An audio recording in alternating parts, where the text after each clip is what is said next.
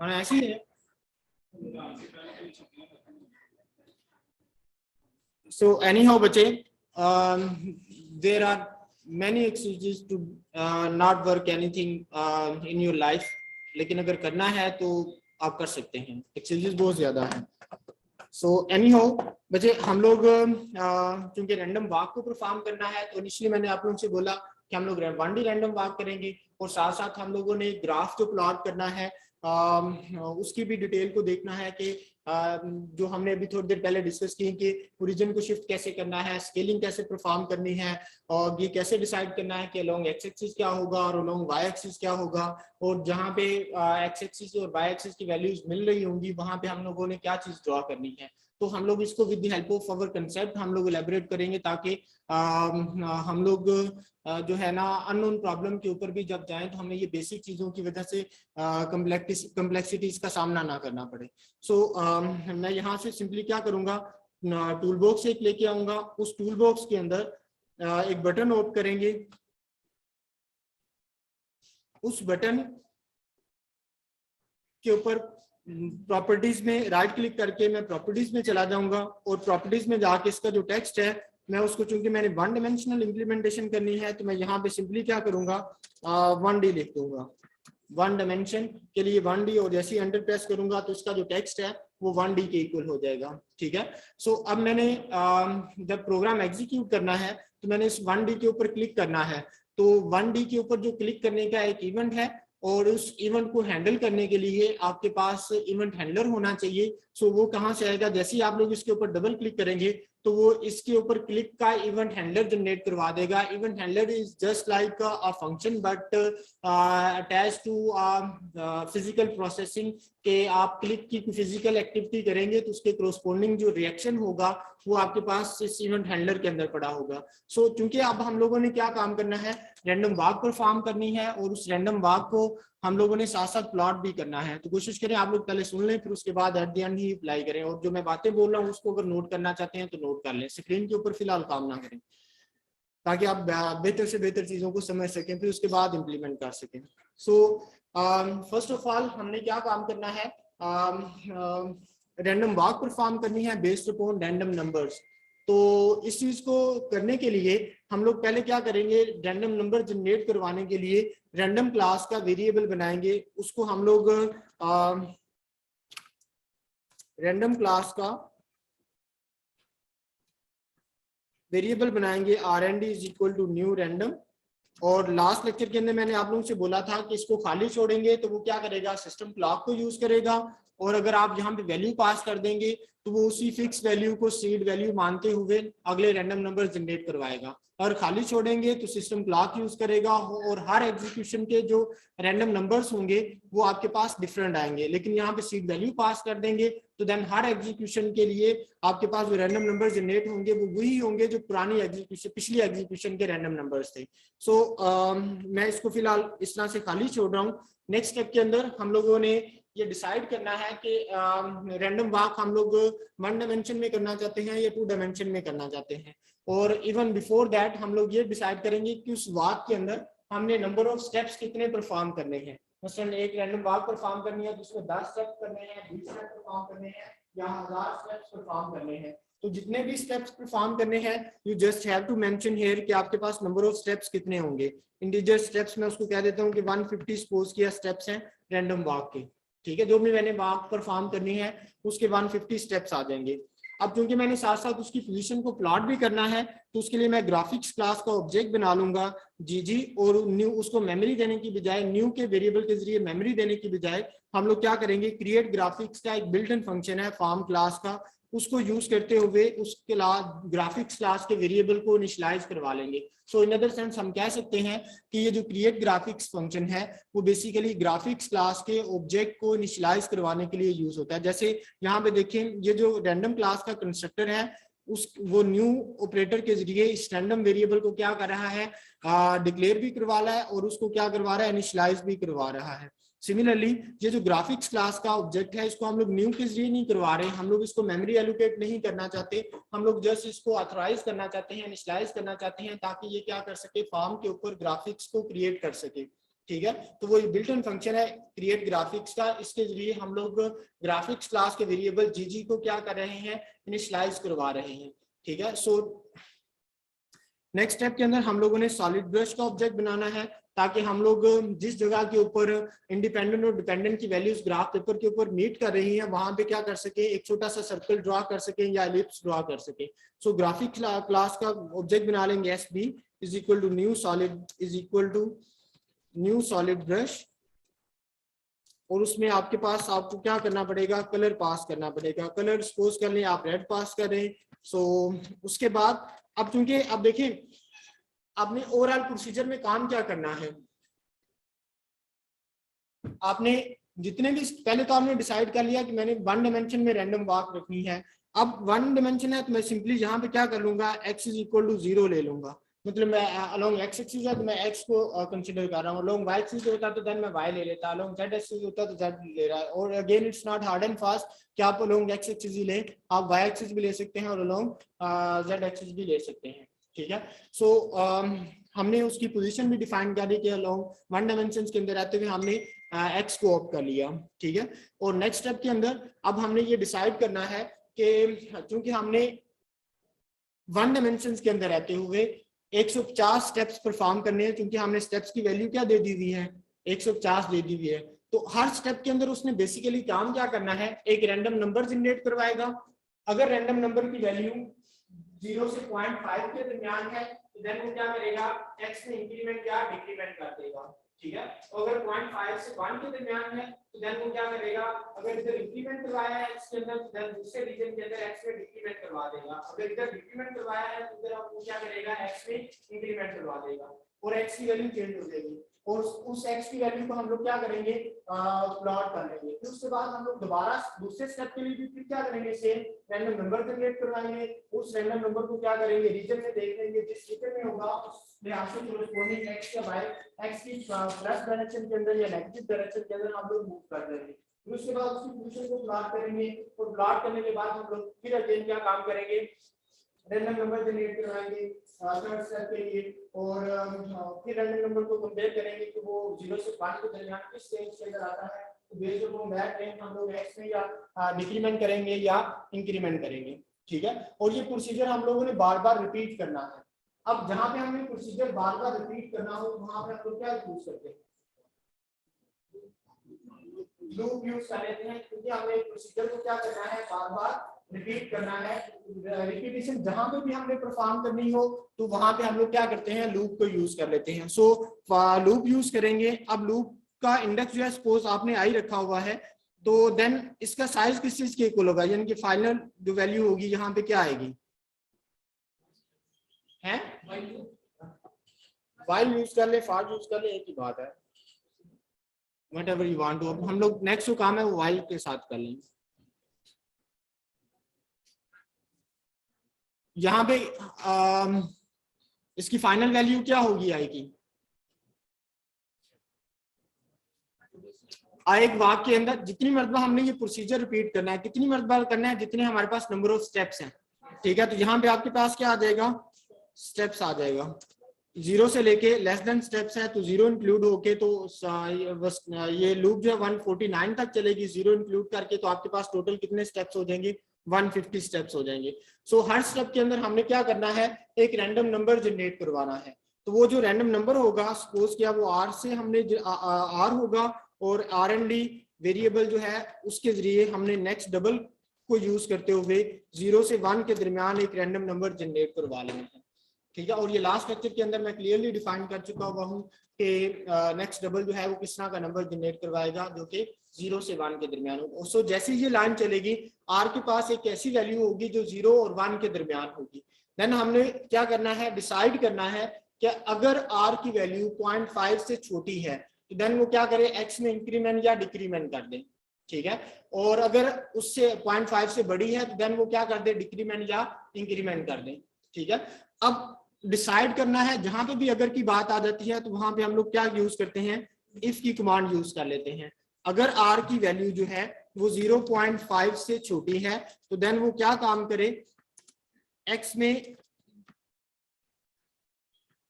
में इंक्रीमेंट करवा ले, एंड अगेन आप x प्लस प्लस भी यूज कर सकते हैं, इसके अलावा x is equal to x plus 1 भी यूज कर सकते हैं इंक्रीमेंट करवाने के लिए, ये एक ही चीज है, ठीक है। अब सिमिलरली अब जो दूसरा पोर्शन बनेगा, डेफिनेटली अगर 0.5 से छोटा नहीं है तो वो जो दूसरा पोर्शन बनेगा वो ऑब्वियसली 0.5 से क्या होगा, बड़ा होगा। तो उसको मैं क्या करता हूँ, एल्स में रख लेता हूँ। सो एल्स जो है आपके पास x की वैल्यू, अगर मैंने यहाँ पे इंक्रीमेंट रखा हुआ है तो यहाँ पे क्या रखूंगा, डिक्रीमेंट। लेकिन अगर यहाँ पे ऊपर डिक्रीमेंट होता तो देन मैं यहाँ पे क्या करता, नीचे इंक्रीमेंट आ जाता, ठीक है। सो जैसी पहला स्टेप आएगा, आई की वैल्यू 0 होगी, रैंडम नंबर जनरेट होगा, उस आर की वैल्यू के ऊपर एक्स में इंक्रीमेंट या डिक्रीमेंट हो जाएगा। जैसे ही इस एल्स से क्रॉस करेगा, एक्स की वैल्यू में क्या हो जाएगा, इंक्रीमेंट या डिक्रीमेंट हो जाएगा, ठीक है। अब इस एक्स की वैल्यू को हम लोगों ने प्लॉट करना है, इस एक्स की वैल्यू को हम लोगों ने क्या करना है, प्लॉट करना है। प्लॉट करने के लिए मैंने आप लोगों के सामने दो ग्राफ दिखाए हैं। एक को आपने क्या काम करना है, उस x की वैल्यू को प्लॉट करना है विद रिस्पेक्ट टू स्टेप्स, यानी स्टेप्स जैसे जैसे बढ़ रहे हैं उसकी x की वैल्यू किस तरह से वेरी कर रही है, ठीक है। और दूसरा उस सपोज करें कि वो ऑब्जेक्ट है, कि बॉडी है, कि बॉल है, जो कि अलोंग x एक्सिस पॉजिटिव और नेगेटिव डायरेक्शन के अंदर मूव कर रही है, ठीक है। तो हमने दोनों ग्राफ को प्लॉट करना है। सो पहले हम लोग जो स्टेप्स वाला ग्राफ है उसको डिस्कस कर लेते हैं, फिर उसके बाद हम लोग उसकी पोजीशन वाला ग्राफ है उसको देखेंगे। अब जब हम लोगों ने ग्राफ प्लॉट करना है तो ग्राफ प्लॉट करने का जो फंक्शन है ग्राफिकल एलिप्स वाला, वो ग्राफिक्स क्लास के अंदर है। और ग्राफिक्स क्लास की उस फंक्शन को एक्सेस करने के लिए हमने उसका ऑब्जेक्ट जीजी बना लिया हुआ है, ठीक है। सो मैं यहाँ पे सिंपली क्या करूंगा, जीजी डॉट फिल एलिप्स, और उसकी स्टार्टिंग, अब मैं यहाँ पे रुक के चीजें ऑब्जर्व करूंगा कि वो मुझे यहाँ पे देखिए बॉक्स ओपन करके मुझे हेल्प आउट कर रहा है। यहाँ पे देखिए वो चीजें मुझे एक्सप्लेन करने की कोशिश कर रहा है, जैसे रैंडम का मैंने आपको एक्सप्लेन किया था। यहाँ पे अगर गौर करें तो वो ये कह रहा है कि 1 of 4 यानी कि ग्राफिक्स क्लास के अंदर फिल एलिप्स फंक्शन है जो कि 4 मरतबा इंप्लीमेंटेड है। इसको प्रोग्रामिंग की लैंग्वेज में ये कहते हैं कि फिल एलिप्स ग्राफिक्स क्लास के अंदर 4 मरतबा ओवरलोड होया हुआ है, ठीक है। एक मरतबा उसके जो इनपुट आर्गुमेंट्स हैं जो है उसमें एक सॉलिड ब्रश है और एक रेक्टेंगल है, और उसकी जो रिटर्न टाइप है वो वॉइड है। उस फंक्शन की क्या है, क्लास ग्राफिक्स के अंदर ये जो फिल एलिप्स है 4 तरह से डिफाइन है। पहली इंप्लीमेंटेशन में जो है आपने आर्गुमेंट में ब्रश देना है और दूसरा रेक्टेंगल देना है, और इसकी रिटर्न टाइप क्या है, वॉइड है। दूसरी इंप्लीमेंटेशन मुझे चेक करने के लिए मैं जस्ट सिंपली क्या करूंगा, कीबोर्ड का एरो की यूज करूंगा और वो मुझे दूसरी इंप्लीमेंटेशन दिखा देगा। सॉरी, अब यहाँ पे एरो की के ऊपर क्लिक कर, जो आपके पास वेरिएंट है आपको एरो की यूज करेंगे तो हो जाएगा। अब देखिए दूसरी आपके पास इंप्लीमेंटेशन दे रहा है वो फ्लोटिंग पॉइंट रेक्टेंगल दे रहा है, ठीक है। तो रेक्टेंगल कैसे बनती है वो हम लोग फ्यूचर लेक्चर्स के अंदर इंशाल्लाह देख लेंगे। सो जो थर्ड इंप्लीमेंटेशन है उसमें आपके पास आर्गुमेंट फिर चेंज हो गए हैं। पहला सॉलिड ब्रश है, दूसरा आपके पास फ्लोट टाइप का एक्स है, तीसरा आपके पास फ्लोट टाइप का वाई है, फिर उसके बाद float width and float height है।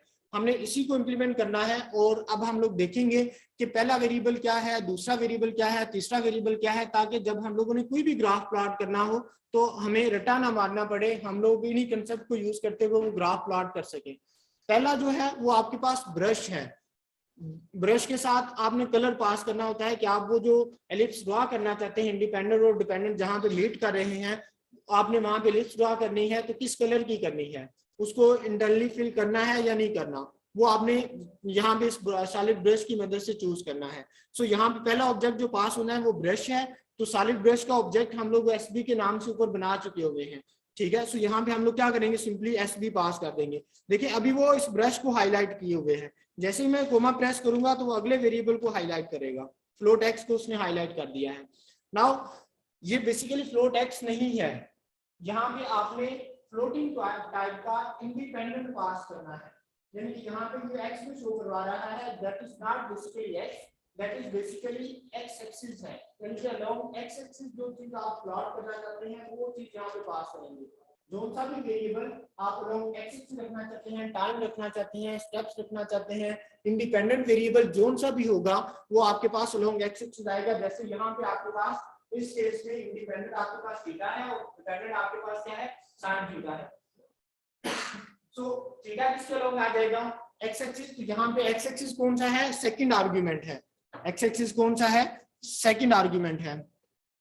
अब मैं यहाँ पे क्या करूंगा, अब हमारे केस में क्या है, अलोंग एक्स एक्सिस हमारे पास क्या है, स्टेप्स है, अलोंग एक्स एक्सिस क्या है हमारे पास, स्टेप्स है, और अलोंग वाई एक्सिस आपके पास एक्स की वैल्यू है, ठीक है। तो अलोंग एक्स एक्सिस स्टेप्स हैं, तो यहाँ पे मैंने स्टेप्स को पास करना है, तो स्टेप्स को हैंडल करने के लिए यहाँ पे मेरे पास कौन सा वेरिएबल है,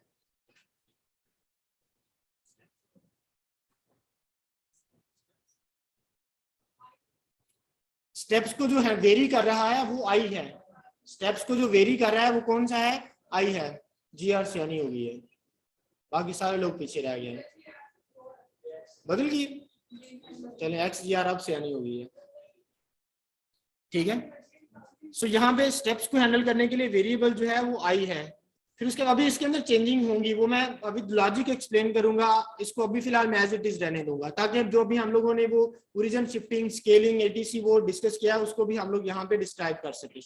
सो उसके बाद नेक्स्ट जो है that is not basically float Y, that is basically along Y axis जो आपने वेरिएबल पास करना है वो फ्लोट टाइप का होना चाहिए अलोंग वाई एक्सिस। और वाई एक्सिस हमने उस ग्राफ के अंदर जो देखें व्हाइट बोर्ड के ऊपर लेफ्ट बॉटम के अंदर है, वहां पे एक्स एक्सिस है, सॉरी एक्स है, तो अलोंग वाई एक्सिस फिर हम लोग यहाँ पे क्या रख देंगे, एक्स की वैल्यू रख देंगे, और आई और एक्स की जोन सी वैल्यू जहां पे वो कोइंसाइड कर रही होंगी हर वैल्यूज के ऊपर, वहां पे हमने क्या करना है, एक एलिप्स ड्रॉ करनी है, ठीक है। और एलिप्स की विड्थ और हाइट क्या रखेंगे आप यहाँ पे पास कर देंगे, एलिप्स की क्या करेंगे, विड्थ और हाइट पास कर देंगे, विड्थ और हाइट सेम होंगी तो वो सर्कल ही लगेगा, ठीक है।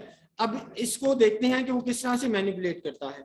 अब इसके अंदर चेंजिंग होगी, नोट ना करें, दूसरी बातें नोट करनी है तो वो कर सकते हैं। सो मैं जैसे ही इसको एग्जीक्यूट करूंगा apart from any other error, let's see कि वो क्या काम कर रहा है।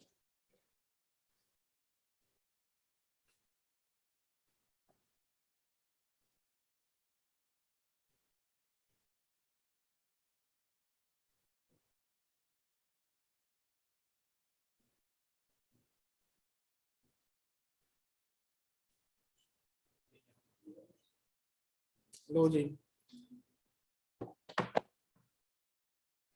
ये रिकॉर्डिंग में भी आ जाएगी, ठीक है। तो अब देखिए उसने ग्राफ जो ड्रॉ करना शुरू किया वो यहाँ पे टॉप लेफ्ट कॉर्नर के अंदर ड्रॉ करना शुरू, क्योंकि उसका बाय डिफॉल्ट ओरिजिन कहाँ पे था, टॉप लेफ्ट कॉर्नर के अंदर ही था, ठीक है। तो अब हमने क्या करना है, ओरिजिन को शिफ्ट करना है, ओरिजिन को मैं चाहता हूँ कि यहाँ पे करके आए, किस जगह के ऊपर, इस जगह के ऊपर चाहता हूँ, तो इतना अलोंग एक्स एक्सिस मुझे मूव करना पड़ेगा और इतना ही अलोंग मुझे वाई एक्सिस क्या करना पड़ेगा, मूव करना पड़ेगा। अब मैं यानी कि जो एक्स एक्सिस के अलोंग वेरिएबल था उसमें कोई ना कोई वैल्यू ऐड करवा दूंगा, और सिमिलरली जो अलोंग वाई एक्सिस था उसमें भी वैल्यू ऐड करवा दूंगा ना। अब हम लोग इस चीज को देखते हैं कि वो किस तरह से काम करेगा। यहाँ पे मैं अलोंग एक्स एक्सिस हमारे पास क्या था, आई था, इसमें मैं सपोज किया 150 ऐड करवा देता हूँ, एंड सिमिलरली जो अलोंग वाई एक्सिस है उसको अगर मैं अलोंग एक्स एक्सिस शिफ्ट करवाता हूँ तो लेट्स सी वो ग्राफ कहाँ से शुरू करता है, वन बाय वन चीजें देखते जाते हैं, ठीक है। तो देखें अलोंग एक्स एक्सिस उसने 150 पॉइंट्स आगे ले गया ओरिजिन, क्योंकि मैंने जो along X axis independent variable था उसके साथ 150 ऐड करवा दिया, तो वो हर वैल्यू के साथ क्या करता जाएगा, 150 ऐड करवाता जाएगा और उसका इनिशियल जो होगा वो 150 ही होगा। एंड सिमिलरली अगर मैं इसको नीचे y की तरफ लाना चाहता हूँ, देन मुझे सिंपली क्या काम करना पड़ेगा, यहाँ पे कोई एक नंबर सपोज 250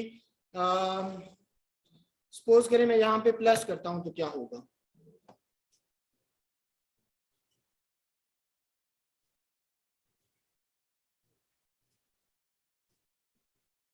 ठीक है। तो वो 250 क्या हो गया है, नीचे वाली साइड के ऊपर आ गया, क्योंकि उसका पॉजिटिव वाई किस साइड के ऊपर था, नीचे की तरफ था, तो इसी वजह से हमने प्लस किया तो वो उस पॉजिटिव डायरेक्शन के अंदर ही रहा, ठीक है।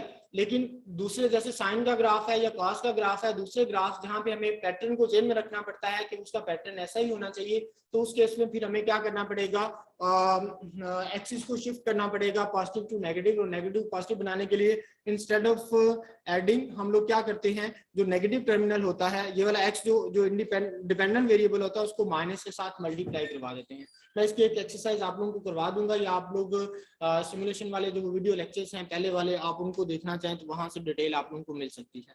सो अब ये जो 150 है और ये जो 250 है, ये बेसिकली ओरिजिन की शिफ्टिंग के लिए है। 150 अलोंग एक्स एक्सिस। अब ये 150 फिक्स ही नहीं रहेगा, ये फिक्स नहीं है कि आप हमेशा हर ग्राफ के अंदर 150 ही पास करेंगे। ये मैंने नंबर चूज कर लिया, तो आप इसके अलावा भी कर सकते हैं। आप फार्म की जिस लोकेशन के ऊपर ग्राफ प्लॉट करना चाहते हैं, सपोज आप चाहते हैं कि आपका ग्राफ यहाँ से स्टार्ट हो इस कॉर्नर से, तो इसमें देखिए आपको काफी ज्यादा अलोंग एक्स एक्सिस सपोज किया 500 के करीब मूव करना पड़ेगा, और अलोंग वाई एक्सिस हो सकता है 50 या 100 के करीब मूव करना पड़े। तो हम लोग उसी तरह से चेंजिंग करेंगे, जिस जगह के ऊपर लेके जाना चाहते हैं तो हम लोग सिंपली क्या काम करेंगे, यहाँ पे सपोज मैं इसको कहता हूँ कि 450 एंड उसको यहाँ पे क्या देता हूँ तो वो 50 अलोंग वाई एक्सिस मूव करे, तो राइट बॉटम कॉर्नर जो राइट टॉप कॉर्नर जो होगा वहां पे ग्राफ आपका प्लॉट कर देगा, क्योंकि ओरिजिन जो है हमने तकरीबन उधर आउट कर दिया है। ठीक है, 450 अलोंग एक्स एक्सिस मूव किया है और 50 पॉइंट्स वाई एक्सिस, तो उसका ओरिजिन वहीं से स्टार्ट हो जाएगा। सो जब भी आपने ओरिजिन अपनी मर्जी से प्लेस करवाना है तो देन आप अकॉर्डिंग टू दैट ही वहां पे नंबर्स ऐड करवाएंगे। ये जो ये 450 है, ये अलोंग एक्स एक्सिस ओरिजिन को शिफ्ट करेगा, और ये जो 50 है ये अलोंग वाई एक्सिस ओरिजिन को शिफ्ट करेगा। ठीक है, सो आप इनको थोड़ा सा अपनी मर्जी से रख सकते हैं, सपोज जैसे मैंने पहले रखा था 250, और यहाँ पे भी आप 250 रख सकते हैं। ठीक है, यहाँ तक कोई मसला है तो आप लोग पूछ सकते हैं। सब क्लियर है? मुझे लग रहा है सब कुछ ऊपर से गुजर रहा है।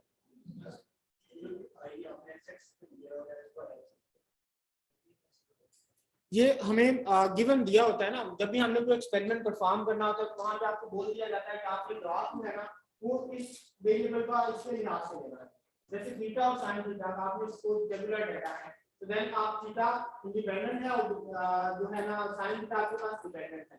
तो एक चीज गिवन होती है, दूसरा आपको खुद भी आइडिया होना चाहिए कि फार्मूला के मुताबिक कौन सी इंडिपेंडेंट है और कौन सी डिपेंडेंट है। इंडिपेंडेंट को हम लोग जो स्टैंडर्डाइज्ड एनालिसिस है उसके मुताबिक हम लोग अलोंग एक्सिस में रखते हैं और डिपेंडेंट को अलोंग वाई एक्सिस रखते हैं।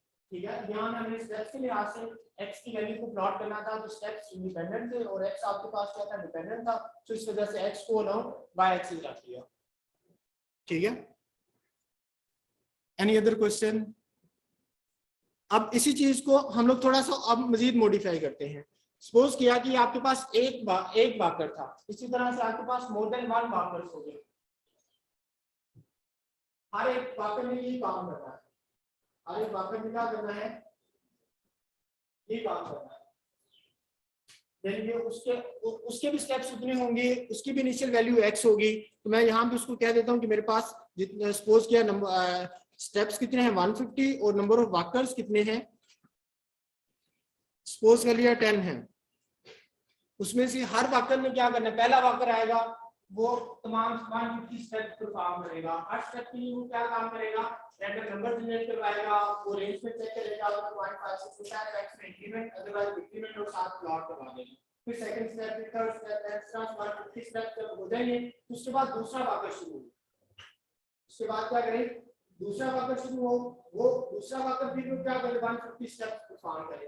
तो अब यही जो यानी कि 150 स्टेप्स हैं हमने रिपीट करवाने हैं 10 वाकर्स के लिए, यानी कि अब प्रोसीजर भी रिपीट होने वाला काम आ गया। तो जहां पे भी हमें रिपीट करवाना होता है प्रोसीजर, वहां पे हम लोग क्या काम करते हैं,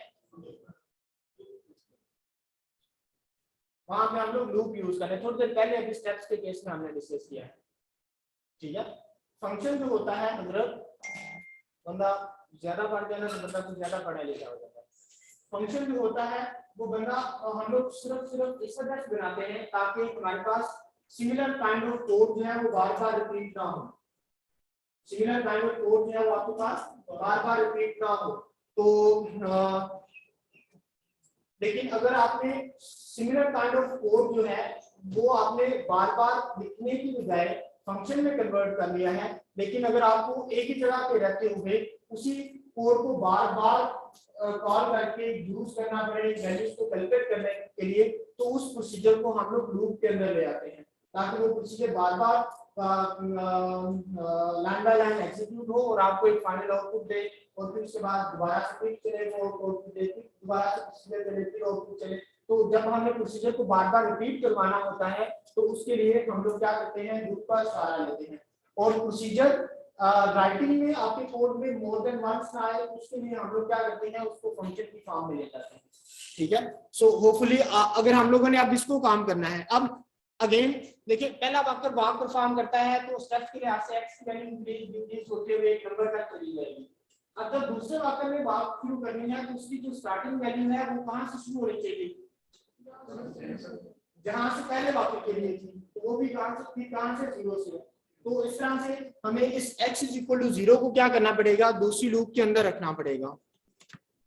यहाँ पे सिंपली मैं क्या करूंगा, एक सेकंड लूप उसका वेरिएबल j सपोज कर लें, और चूंकि ये जो j लूप होगी वो वाकर्स के लिए होगी तो मैं यहाँ पे उसका साइज जो है वो वाकर्स रख लूंगा, और ये वाली जो ब्रैकेट है इसी तरह से रिमूव। अब ये जो प्रोसीजर आप देखिए मैंने इसको एज इट इज क्या किया है, सारे के सारे कोड को उसकी बाउंड्री में रखवा दिया है।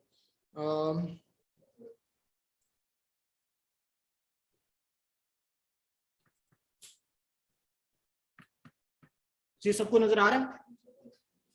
अब देखिए ये वाला जो प्रोसीजर है एक वाकर ने परफॉर्म करना है, उसके साथ साथ पोजीशन प्लॉट होती जाएगी, एक वाकर ने तमाम स्टेप्स रिपीट करने हैं, फिर उसके बाद दूसरा वाकर भी यही काम करेगा, फिर उसके बाद तीसरा वाकर भी काम करेगा। j = 0 होगा तो फर्स्ट वाकर ये सारा काम करेगा, उसमें उसको x की इनिशियल पोजीशन क्या मिलेगी 0, वो स्टेप्स परफॉर्म करेगा, साथ साथ प्लॉट करता जाएगा, फिर उसके बाद जैसे ही वो तमाम स्टेप्स परफॉर्म कर लेगा j में इंक्रीमेंट होगा और वो सेकंड वाकर के लिए शुरू हो जाएगा, फिर उसके बाद थर्ड वाकर, फिर उसके बाद fourth walker and so on, वो इस तरह से चलता जाएगा। सो अब इसको प्रोग्राम को एग्जीक्यूट करके देखते हैं तो वो क्या आपको शो करवाता है।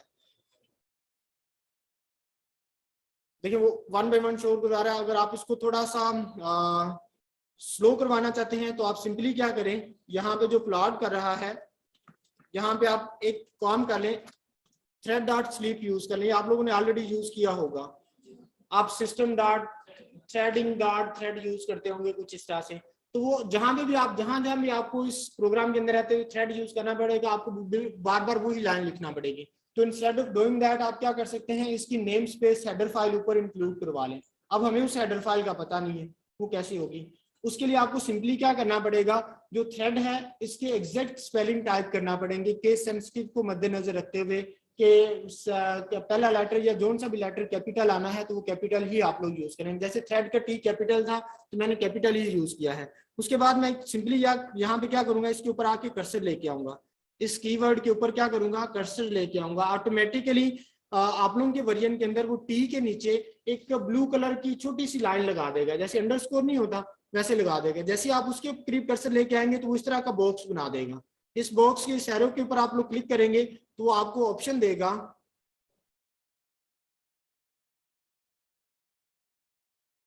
वो यहाँ पे ये कह रहा है यूजिंग system.threading या system.threading.thread यूज कर लें। तो इसमें अगर आप यूजिंग करेंगे ना तो ये हेडर फाइल ऊपर लिख देगा। और अभी हम लोग चाहते हैं कि चेक करते हैं कि ऑलरेडी पहले लिखा तो नहीं हुआ। यहाँ पे देखें किसी भी जगह के ऊपर यूजिंग system.threading यूज नहीं होया हुआ, यूजिंग system.threading.tasks यूज होया हुआ है, यूजिंग system.threading नहीं है अकेला। तो जैसे ही मैं इसके ऊपर ला के क्लिक करूंगा, इस ऑप्शन को कर्सर को दोबारा यहाँ पे लेके आया, इसके ऊपर क्लिक किया तो मैं पहली ऑप्शन के ऊपर क्लिक करूंगा तो यूजिंग system.threading जो है वो ऊपर लिखा हुआ आ जाएगा। यहाँ पे देखिए आप ये यूजिंग system.threading उसने ऑटोमेटिकली लिख दिया है। अब जहां पे भी एक बटन के अंदर, दूसरे बटन के अंदर, तीसरे बटन के अंदर मुझे थ्रेड यूज करना पड़ेगा तो उसके साथ साथ मुझे system.threading.thread नहीं यूज करना पड़ेगा, मैं exactly as it is thread use कर लूंगा। अब जैसे देखिए उसके नीचे उसने एरर खत्म कर दी होगी, जैसे मैं यहाँ पे thread.sleep करूंगा तो अब वो एरर नहीं आ रही। ठीक है, अब मैं इसके अंदर मिली सेकेंड्स में पास कर दूंगा। सपोज मैं 5 मिली सेकेंड्स के लिए उस प्रोसीजर को रोकता हूँ, सिंपली वो क्या करेगा, उतने मिली सेकेंड्स के लिए रुकेगा और उसके बाद आपका प्रोग्राम एग्जीक्यूट होना शुरू हो जाएगा। ये पहला वाकर परफॉर्म कर रहा है, फिर दूसरा वाकर शुरू हो गया, और क्योंकि रैंडम है तो वो एक ही पाथ फॉलो नहीं कर रहे, they are behaving totally different from each other, और डिफरेंट पाथ्स को वो फॉलो कर रहे हैं। और ये बाय द वे ये जो ग्राफ है वो आपका एक्स की वैल्यूज का है विद रिस्पेक्ट टू स्टेप्स। ये बेसिकली जब भी आपने ग्राफ प्लॉट करना है तो वो आपके पास प्लेन के ऊपर होगा, तो प्लेन में आपको 2 डायमेंशंस देना पड़ती हैं। ठीक है, तो एक डायमेंशन में हम स्टेप्स रख लेते हैं, दूसरे में उस एक्स की वैल्यूज को रख लेते हैं। नाउ ये एक्स की वैल्यूज आ गई हैं। अगर हम लोग ये चाहते हैं कि इस एक्स की पोजीशन को एक ऑब्जेक्ट को असाइन करें, वो आपके पास बॉल हो सकती है, वो आपके पास एलिप्स हो सकती है, उस एलिप्स को असाइन करें, वो एलिप्स उसी तरह से क्या करे, अलोंग एक्स एक्सिस पॉजिटिव और नेगेटिव डायरेक्शन के अंदर मूव करे, जैसे वो ऊपर वाला मैंने आपके सामने शो किया था, ठीक है, वो टॉप लेफ्ट कॉर्नर के अंदर जो ग्राफ है। सो उस चीज को प्लॉट करने के लिए हम लोग सिंपली क्या करेंगे, यहाँ पे एक्स की वैल्यू को प्लॉट करेंगे। अब जब आप लोगों ने इस तरह का ग्राफ प्लॉट करना है, अलोंग एक्स एक्सिस रहना है, तो यहाँ पे अगर अलोंग एक्स एक्सिस है तो अलोंग एक्स एक्सिस जब आप लोग रह रहे होंगे तो आपके पास y क्या होगा, 0 होगा। अगर ऑन द एक्सिस है, अगर ऑन द एक्सिस है तो y क्या होगा, 0। और अगर अलोंग एक्स एक्सिस है यानी कि अलोंग एक्सिस से खास डिस्टेंस के ऊपर है तो वहां पे y क्या रहेगा, कांस्टेंट रहेगा, ठीक है। So instead of even using 0 हम लोग कहते हैं कि y आपके पास क्या रहेगा, कांस्टेंट। उस कांस्टेंट की वैल्यू 0 भी हो सकती है और एक नंबर भी हो सकता है। तो यानी कि जब आपने x की पोजीशन को प्लॉट करना है तो वहां पे y कंपोनेंट क्या होगा, 0 होगा या कांस्टेंट होगा, y कंपोनेंट क्या होगा, 0 होगा या कांस्टेंट होगा। सो लेट्स सी, मैं अब दोबारा से फिर अब मैंने जो पोजीशन को प्लॉट करना है उसके लिए मैं सेकंड सॉलिड ब्रश बना लेता हूं। Solid brush SB1 is equal to new solid brush, और उसमें मैं क्या पास कर दूंगा, कलर डॉट ग्रीन सपोज करने। देखिए मैं आप लोगों के सामने कोड टाइप करता जाता हूं और ऑप्शन को ऑफ करके एंटर प्रेस कर देता हूं। मैं सारे स्पेलिंग खुद से टाइप नहीं करता, इस वजह से थोड़ा सी चीजें जल्दी से हो रही हैं। देखिए जैसे मैं यहाँ पे टाइप कर रहा हूँ दोबारा से, सॉलिड ब्रश मैंने जैसे ही टाइप किया तो आगे मैं यहाँ पे एंटर प्रेस कर दूंगा तो खुद से सारा टाइप कर देगा। जैसे मैं खुद टाइप करने जाऊंगा ना तो माइट भी केस सेंसिटिव होने की वजह से स्पेलिंग के मसले हो सकते हैं। जैसे बी का ब्रश का बी कैपिटल है, मैं हो सकता है स्मॉल यूज कर दूं, ठीक है, तो मैं एंटर प्रेस करूंगा उसको खुद ही से टाइप कर देगा।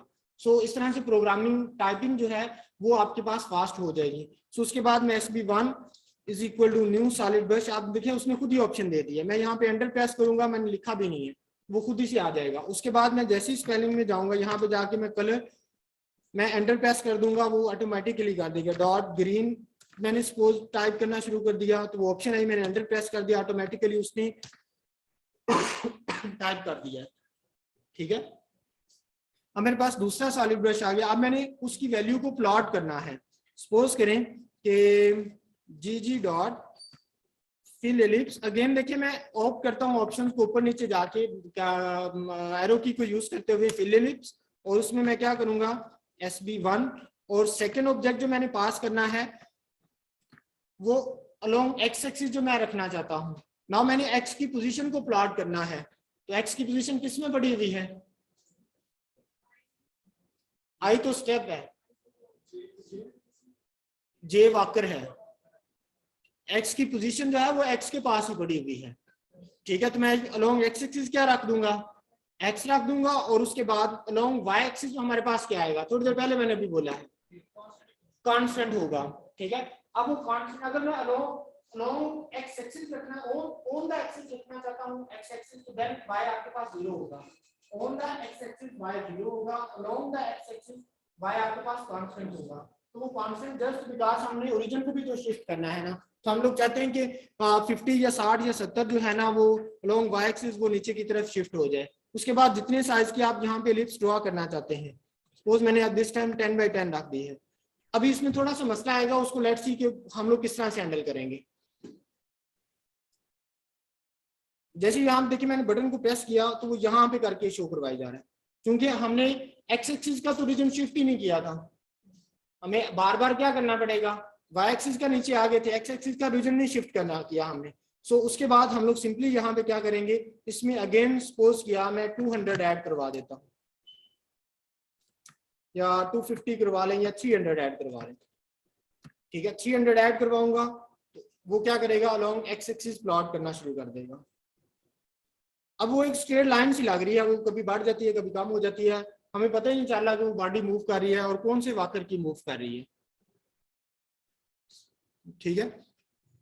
तो इसके लिए हम लोग फिर क्या काम करेंगे, हम लोग पहली बात तो ये करते हैं कि जब वो एक मरतबा पोजीशन पहले एक स्टेप की पोजीशन प्लॉट कर ले तो 5 मिलीसेकंड के बाद रुके, उसके बाद उसी पोजीशन को वो क्या करे, उसी पोजीशन के ऊपर जो फॉर्म का कलर है ना उसी कलर के साथ सेम साइज की प्लॉट कर दे तो हमें प्रीवियस खत्म हो जाएगी और नई वहां पे आके वो प्लॉट कर देगा और इस तरह से हमें मूव करती हुई वो नजर आएगी। सो फार्म कलर को मैं जाने के लिए मैं अगेन क्या करूंगा, जीजी फिल एलिप्स, मैं यही पूरी लाइन कॉपी पेस्ट कर लूंगा ताकि मेरे पास एरर के चांसेस उसी जगह के ऊपर वो दोबारा से ड्रॉ करे।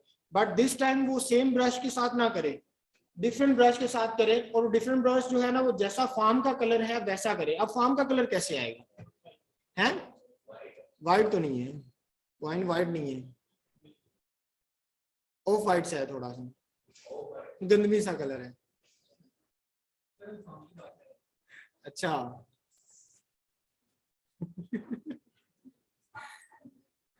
सो एनी हाउ, अगर आपने फार्म का कलर है, यहाँ पे सॉलिड ब्रश बनाना है, तो सॉलिड ब्रश बनाने के लिए आप सिंपली क्या करें, सपोज मैं यहाँ पे नहीं चेंज करता, मैं एक और सॉलिड ब्रश बना लेता हूँ, मैं उसका नाम sp2 रख देता हूँ, ठीक है।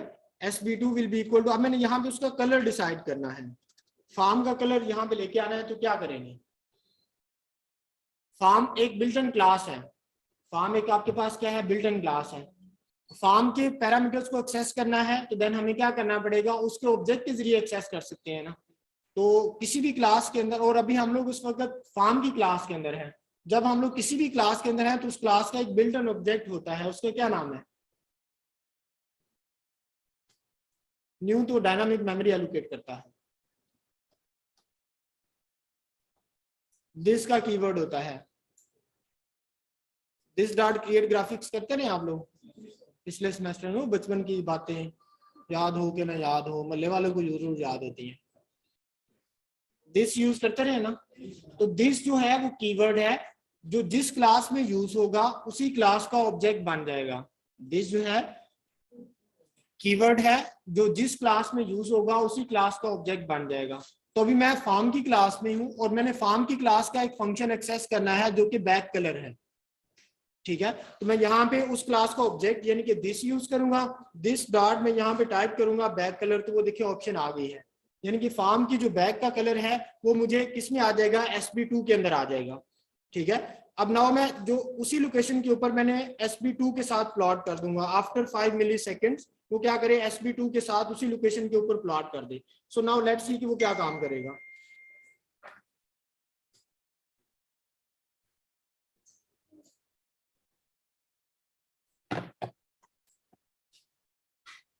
अब देखिए वो ग्राफ थोड़ा सा मूव होता है ऐसे प्रीवियस पोजीशन, क्योंकि साथ साथ हम लोग रिमूव करते जा रहे हैं बैक कलर के साथ, तो देन वो क्या कर रहा है, हमें प्रीवियस नजर नहीं आ रही। Now again we are not confirm कि वो किस वाकर की जो पोजीशन है ना वो प्लॉट कर रहा है, और अगेन ये बड़ा करीब करीब सा रह रहा है, हम लोग इसको एक्स एक्सिस को मल्टीप्लाई करवा के, अगर आप यहाँ पे सपोज किया मल्टीप्लाई बाय 5 करते हैं और यहाँ पे भी मल्टीप्लाई बाय 5 करते हैं, दोनों जगहों पे करना पड़ेगा, एक प्रीवियस पोजीशन है और एक करंट पोजीशन है, तो इस तरह से जो है ना हमें दो उसको रिमूव करने के लिए सेम रखना पड़ेगा, ठीक है। वो बड़ा फास्टली मूव कर रहा है क्योंकि 5 मिली सेकेंड है,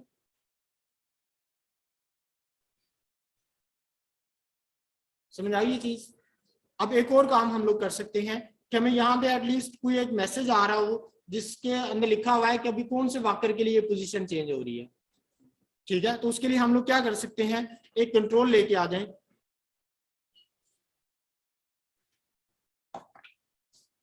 यहाँ पे रहते हुए कंट्रोल नहीं आएगा, डिजाइन के ऊपर आएंगे तो देन टूल्स में आएंगे तो देन कंट्रोल आएगा, यहाँ पे आपने लेबल का एक कंट्रोल पड़ा होगा, ठीक है, उसको ड्रैग करके ले आए तो ये लेबल 1 हो जाएगा। अब हम चाहते हैं कि जैसे ही वो क्या करे, इस कोडिंग में आके जैसे ही वाकर चेंज हो, ठीक है, आप यहाँ पे उसको कह दें इस लाइन के साथ जे की वैल्यू को प्रिंट करवा दे, जे 0 होगा, वहां पे 0 लिखा हुआ आएगा तो इसका मतलब होगा कि 0 वाकर चल रहा है, फर्स्ट वाकर चल रहा है, और अगर 1 लिखा हुआ आएगा तो इस वक्त उसका क्या मतलब होगा, सेकंड वाकर वाक परफॉर्म कर रहा है। तो हम लोग ये कह देते हैं कि लेबल 1 का जो टेक्स्ट है, लेबल 1 का जो टेक्स्ट है वो किस चीज के इक्वल हो जाए, जे डॉट टू स्ट्रिंग कर दे, ठीक है, जे की वैल्यू को स्ट्रिंग में कन्वर्ट करके एज अ टेक्स्ट लेबल 1 के ऊपर शो करवा दे, ठीक है, जैसे टेक्स्ट बॉक्स के अंदर हम लोग वैल्यूज भेजते थे, कैलकुलेटर वाला काम किया था। तो कोई वैल्यूज फॉर्म टेक्स्ट बॉक्स में आउटपुट के तौर पे शो करवाई थी, तो वो उस यही काम करते थे ना, text box one dot text is equal to this dot to string, ठीक है, that thing dot to string करते थे। तो सिमिलरली हम लोग जैसे ही आप इसको करेंगे तो अब हो सकता है वो जे की वैल्यूज को जो है ना वो फिक्स कर दे, वो चेंज ना करे। तो यहाँ पे देखें वो बार बार अपडेट नहीं कर रहा। तो अपडेट करवाने के लिए एक जबरदस्ती वाली लाइन होती है, उसको हम लोग क्या नाम देते हैं, एप्लीकेशन डॉट डू इवेंट। तो आप लोग किसी भी जगह के ऊपर यूज कर सकते हैं। सपोज इस जगह के ऊपर एप्लीकेशन डॉट डू इवेंट, देखिए मैं पूरा टाइप नहीं कर रहा, ऑप्शंस को ऑप्ट करता जा रहा हूँ और टाइप करते जाएंगे, आपकी स्पीड जो है वो बढ़ती जाएगी। अब ये एप्लीकेशन डॉट डू इवेंट्स क्या करती है, देखिए यहाँ पे कैलकुलेशन हो रही है, वो साथ साथ फॉर्म के ऊपर प्लॉट भी कर रहा है और लेबल के अंदर उसने जाके चेंजिंग भी करनी है। 3-4 काम इकट्ठे साइमल्टेनियसली उसने करने हैं।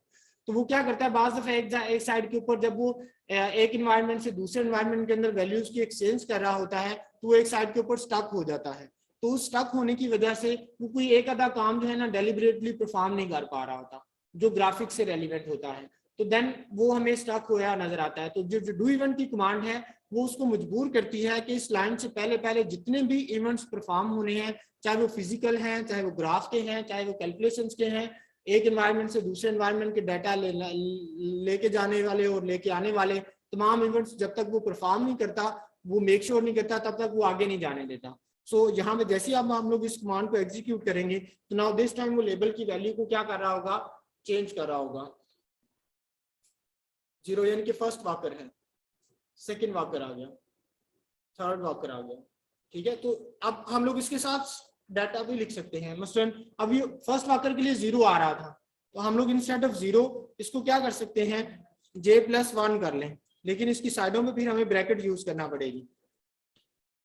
जे में 1 इंक्रीमेंट करवा के उसको स्ट्रिंग में कन्वर्ट करेगा, और साथ हम लोग उसको कहते हैं कि एक और स्ट्रिंग ऐड करवा दे कि जो फर्स्ट वाकर है, सॉरी इसकी साइडों पे आपको क्या करना पड़ेगा, स्ट्रिंग यूज करना पड़ेगी। 1 वाकर, सेकंड वाकर, कुछ इस तरह से लिखा हुआ आएगा। तो ये चीजें हैं जो कंट्रोल आप लोग इनको यूज करके आप लोग खुद से भी प्रोग्राम बनाना चाहें, चीजें फैसिनेट करना चाहें तो कर सकते हैं। 1 वाकर लिखा हुआ आ रहा है, तो उसके बाद second walker, third walker and so on, ठीक है। थ्रेड डॉट स्लीप को आप बढ़ाना चाहें तो बढ़ा सकते हैं, और इन ग्राफ को भी थोड़ा सा आप लोग मल्टीप्लाई करवाना चाहें तो करवा सकते हैं। जैसे ये वाला ग्राफ जो स्टेप्स के लिहाज से था, आप इसको मल्टीप्लाई करवा दें सपोज 3 टाइम, और x को मल्टीप्लाई करवा दें सपोज 5 टाइम्स, तो देन लेट्स सी कि ग्राफ थोड़ा सा मजीद विजन में आ जाएगा।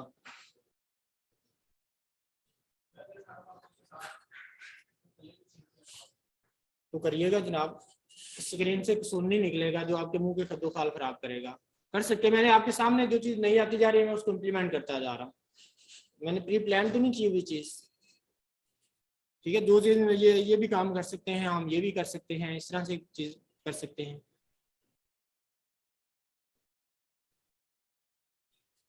ठीक है। 10 वाकर्स हो गए।